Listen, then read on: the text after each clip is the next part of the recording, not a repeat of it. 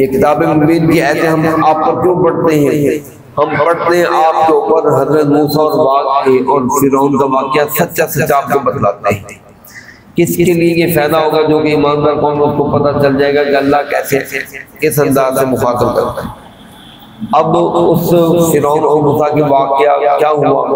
आगाज़ अल्लाह फरमा रहे हैं फिरौन ने सरकशी मचाई ज़मीन में और उसने रहने वालों को तबकात तकसीम में तकसीम किया हुआ था। ये गरीब है, इसको मारो, दबाओ, कूटो, और जो अमीर था उसको कुछ न करते। अब इसने क्या कर रखा था? जो गरीब लोग थे मूसा अलैहिस्सलाम कौम में, ये कौन लोग थे? हज़रत मूसा अलैहिस्सलाम कौम के जो गुलाम थे, गुलाम चले आए।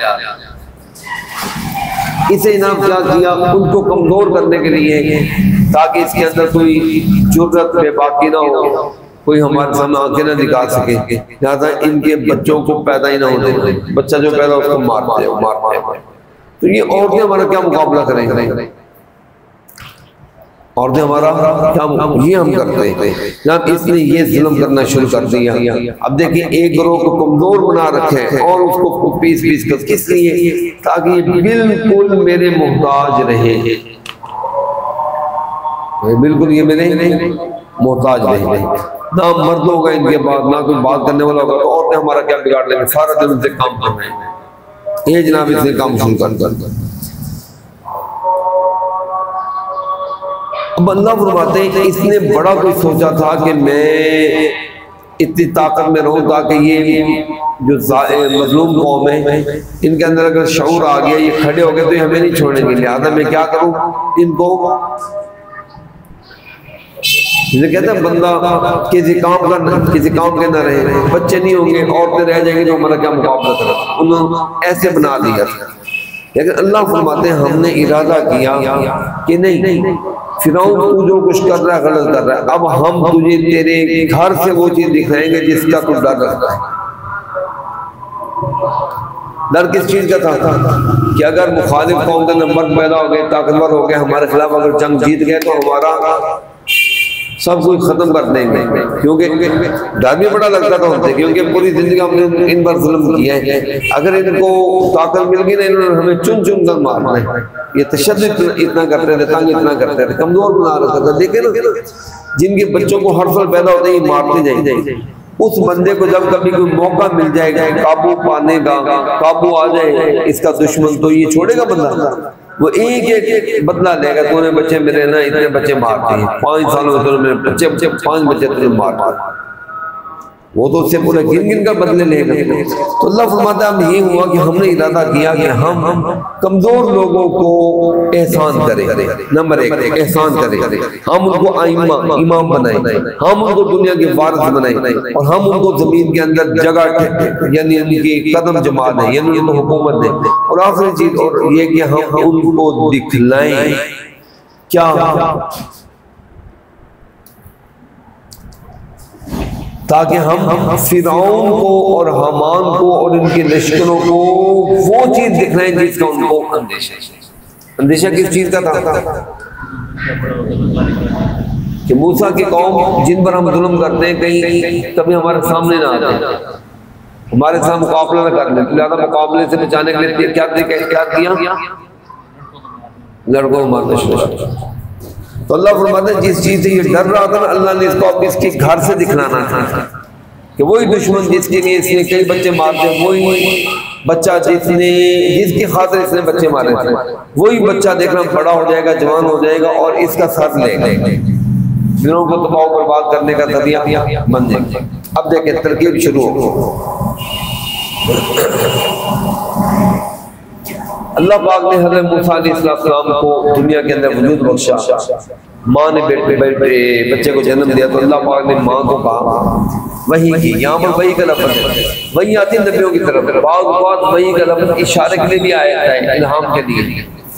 कुरान पाक में औहा रब्बुका इलन नहल, हमने शायद मक्की की तरफ भी वही की है। वहाँ पर वही का मतलब है यानी हमने उसको रास्ता समझाया, इल्हाम। इंसानों के लिए भी बोला जाता है, हम एक यूही बाज़ुहुम इला बाज़िन के बाद बात को वही करता है, यानी क्या मतलब इल्का करता है, बातें डालता है, समझाता है। तो यहाँ पर भी वो चीज़ है। हमने मूसा की माँ को कहा, अल्लाह के बंदे, तेरा बच्चा पैदा हुआ है, अब तुझे डर है कि पता चलेगा मोहल्ले में। बच्चा कौन सी कोई छुपने वाली चीज़ है, तो जनाब हलकारे आ जाएंगे हुकूमत के, तेरा बच्चा उठा कर ले जाएंगे, वो तो दबा कर देंगे, मार देंगे। तो ऐसे कर तेरे बच्चे को तेरे घर में पालू ना, ये तो बच्चे तो माओ के बाद पलते ही हैं। मैं अब तुम्हारे दुश्मन, इस बच्चे के सबसे बड़े दुश्मन के घर में देखना कैसे इस बच्चे को बर्बाद। अब देखिए सबब के साथ कड़ी के साथ कड़ी जुड़ रही थी, अजीब एक सिचुएशन बन गई। पहली बात, अल्लाह पाक ने कहा इसको आप ताबूत में डालकर समंदर में बहा, दरिया में बहा। अब बहा दिया, कहना देख लेना, अल्लाह फरमाता है इसको वो उठा लेंगे जिनके इस बच्चे ने कल सर लेना है, जिनका दुश्मनी कर दी। बच्चे को नहीं उठा रहे, बल्कि अपने लिए क्या उठा रहे, मौत को उठा रहे, अपने लिए गम को उठा रहे। अपने लिए किसको उठा रहे? क्योंकि ये बच्चे ने बड़े होकर क्या करना है, इनके खिलाफ तलवार उठाना। लिहाजा माँ को अल्लाह ने ये इल्हाम किया तो ये कर दो, और ये भी कह दिया कि डरना नहीं, गम नहीं करना। मुझे पता है एक आधे दिन का बच्चा हो तो माँ उसको अपने आप से कैसे जुदा कर, कितना मुश्किल। कहा आपने हम नहीं खाना, हम इसको आपके पास देकर आएंगे और देखना इस बच्चे को, फिर इतनी उम्र देंगे, तेरी तसल्ली के लिए बतला रहे हैं।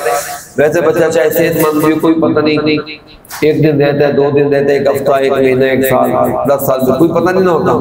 आपके बच्चे के बारे में ये गारंटी है कि हम इसको रसूल बनाएंगे। तो रसूल कितनी उम्र में बनते थे? चंद साल।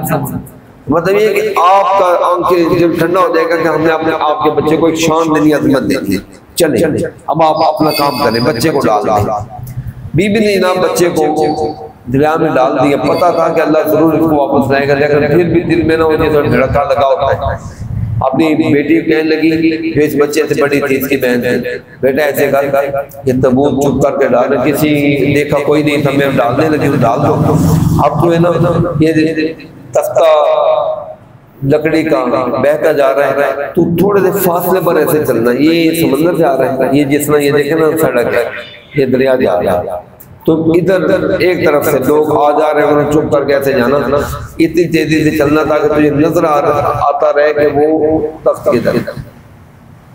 देखना अल्लाह पाक कोई, अल्लाह ने वादा किया ना कि हम इसको लौटाएंगे, लेकिन अल्लाह कोई शक्ल बनाएगा।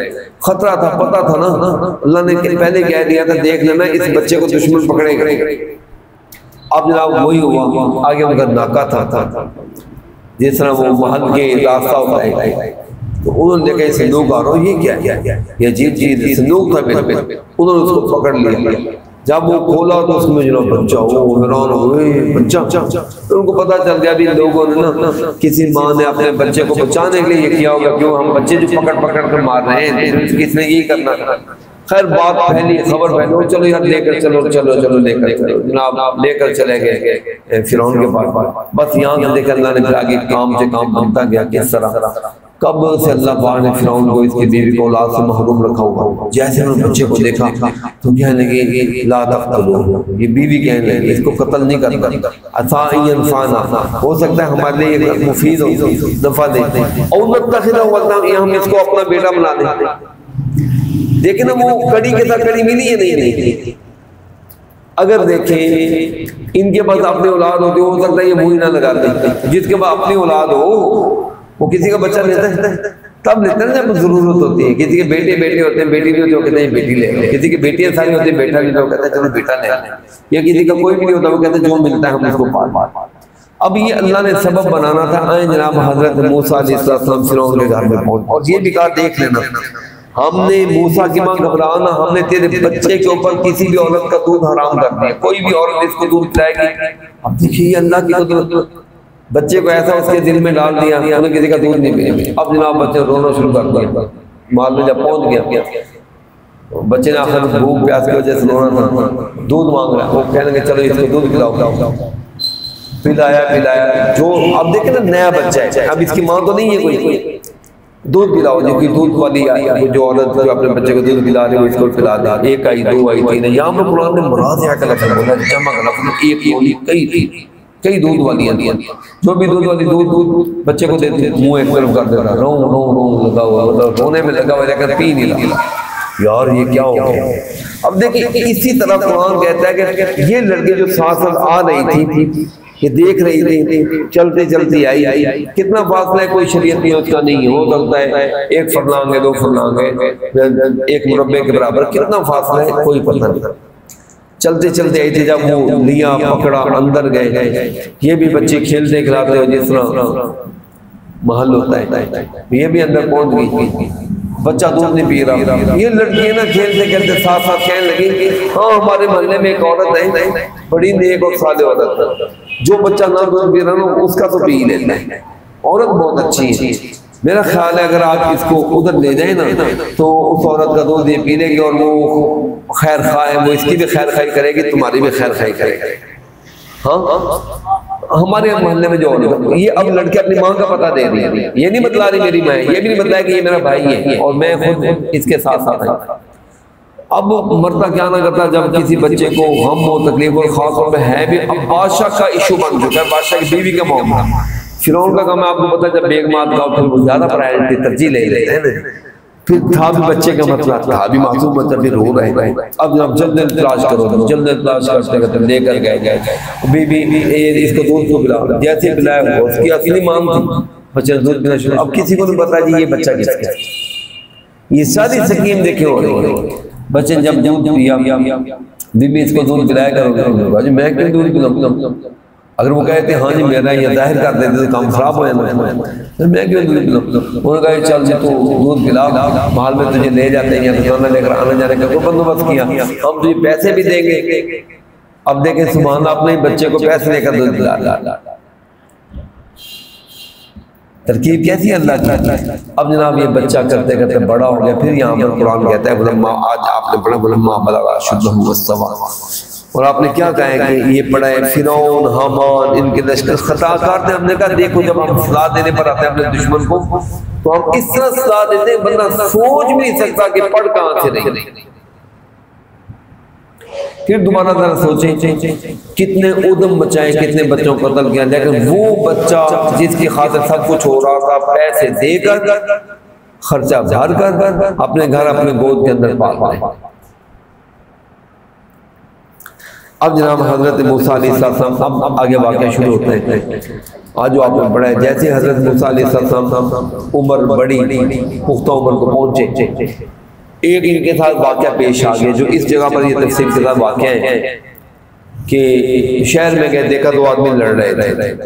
एक गुलाम था हजरत मूसा की कौम का माड़ा आदमी, और दूसरा था सरदार यानी फिरौन के खानदान, मार रहा था, लड़ाई कर रहा था। उसने मदद के लिए पुकारा, मूसा मेरी मदद कर। पता था ये अपना बंदा है, और ये भी उसको पता था कि ये नहीं पता था उसको कि ये अपना बंदा है, उसको ये पता था कि ये नेक सारे आदमी, क्योंकि अभी तो ये पता नहीं था ना, हजरत मूसा तो शाही खानदान के फर्ज बात कहते हैं ना, उसके अंदर रह रहे। उन्होंने कहा यार मेरी मदद तो कर रही है, देखो ये कर रहा है। मूसा ने उसको पकड़ा, समझाया जिस तरह वो मतलब समझाता, रोकना नहीं, वो बात आ रहा था क्योंकि गुलाम की अमीर के साथ क्या लड़ाई है।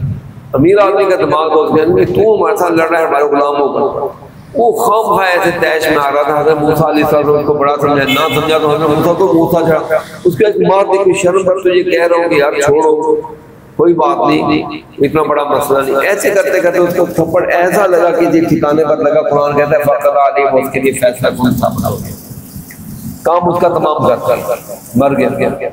अब जल्द जल्द वो बंदा भी भाग गया। हज़रत मूसा अलैहिस्सलाम देखा जी कोई नहीं, जल्द जल्द निकल के मसला मर गया।